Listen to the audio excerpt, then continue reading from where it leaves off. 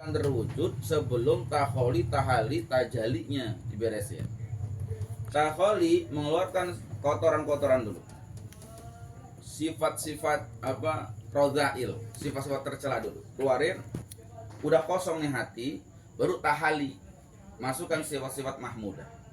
Roja, tawakal, ridho, apalagi itu.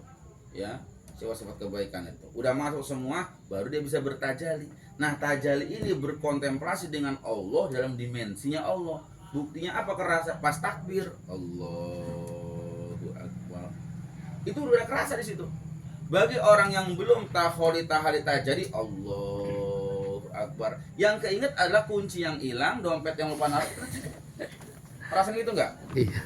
Kenapa kebuka di situ? Naruh kunci di mana, dompet yang tadi hilang di mana, yang tadi lupa bisa keinget lagi. Kebuka ini nih. Tapi karena taholi tahali tajali belum beres, kebukanya adalah mengingat sesuatu yang udah lupa. Bukan dia lazatul iman di situ. Dan itu dirasakan setelah nanti ngeberesin taholi sama tahali.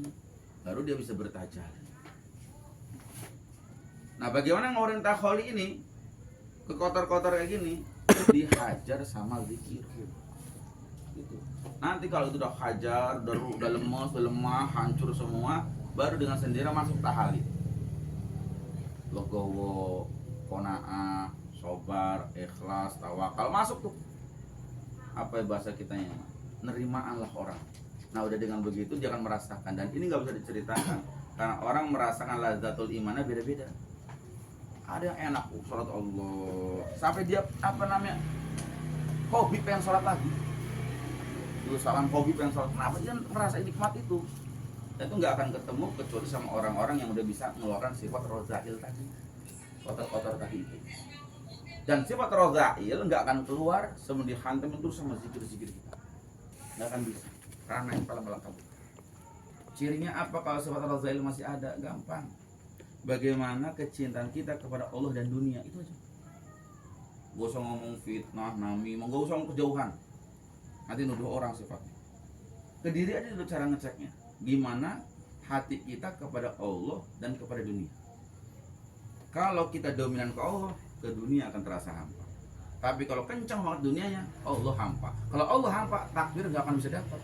Cuman sekedar syariat doang. Allah berarti istighfar mukorona saja. Tapi hatinya belum sholat. Karena Allah itu menciptakan wajah kita satu. Kalau menghadap ke timur, barat nggak kelihatan. Menghadap ke barat, timur nggak kelihatan. Allah menciptakan hati kita satu. Kalau ke Allah yang dipandang, dunia nggak kelihatan. Tapi kalau dunia yang kelihatan, Allah yang sama. Nggak bisa semua digabung. Ya, sekarang kita introspeksi diri. Di mana hati kita antara Allah sama dunia? Kalau dunia cukup sekedarnya aja, tapi Allah yang paling fokus, ya berarti selamat orang. Paling gampang nanti ngeluarin kayak gituan sifat-sifat. Karena semua sifat masih bertahan karena kita kencang sama dunia. Itu aja. Karena kalau orang udah hubung dunia itu udah nggak ada obat. Mau dibilang suruh sabar juga nggak bisa, mau kencang sama dunia, itu pengen sama dunia. Tuh, bagaimana kita bisa mempraktekkan sholat thariqah, sholat batin, itu tadi. Harus dikeluarkan sifat kotoran itu. Cara ngeceknya bagaimana kecintaan kita kepada Allah sama dunia. Bos yang barang-barang aja dunia iya Allah iya nggak bisa. Dunia iya Allah aja bisa berjalan, tapi kencengan mana nih? Kalau kencengan dunia nggak bisa, kalau kencengan Allah. Dah, terus ada pertanyaan. Sujud sahwi itu sujud kalau meninggalkan sunnah abad secara nggak sengaja. Jam berapa? Setengah 6 lah, saya mau sholat subuh, buru-buru lah, takut matahari terbit dulu misalkan, nggak pakai doa kunut lagi, nggak susah karena diniatin dari awal, nggak pakai kan, bukan lupa. Jadi sholat sujud sahwi itu kalau lupa. Ketika saya sholat subuh lupa nggak pakai sahwi, atau sholat biasa zuhur lupa nggak pakai tahiyat awal. Nah ini udah nih. Bila ada minainaka hamidum majid ya muqallibal qulub tsabbit qalbana di qurratu atik. Selesai, jangan salam. Sujud, biasa sujudnya. Sujud, posisinya sama kayak tadi. Baca subhana ma la yanamu wa la yasu 3 kali. Udah 3 kali, duduk. Udah duduk, sujud lagi. Nah, duduk yang kedua jangan duduk kayak saya tadi tuh.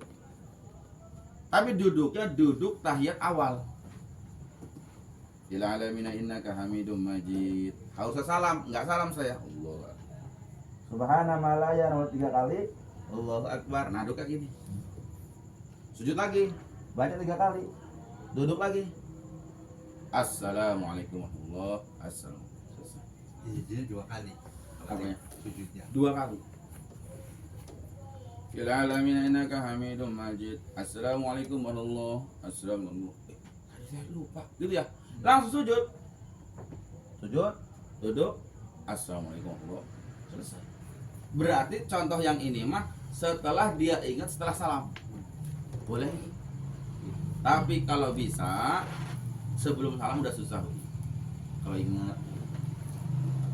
Saya nggak sahwi lagi mana, nggak apa-apa. Karena sujud sahwi sendiri hukumnya sunnah. Gitu. Ya.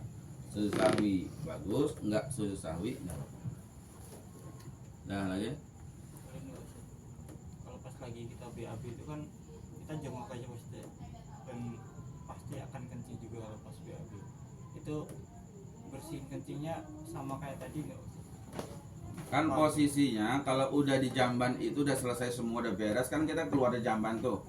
Udah cek lagi, turun lagi, jongkok lagi, tanya ngecek aja. Kalau udah tuntas ya sudah, kalau belum tuntas ya terus istinja dibersihin. Gitu. Pakai deh yang tetap ya. Berarti nggak langsung keluar kamar mandi gitu? Nah, jangan. Kita nggak tahu kalau belum beres. Iya, gitu. Ya, kan biasanya kayak gitu. Iya nggak boleh. Dicek dulu. Karena posisi jongkok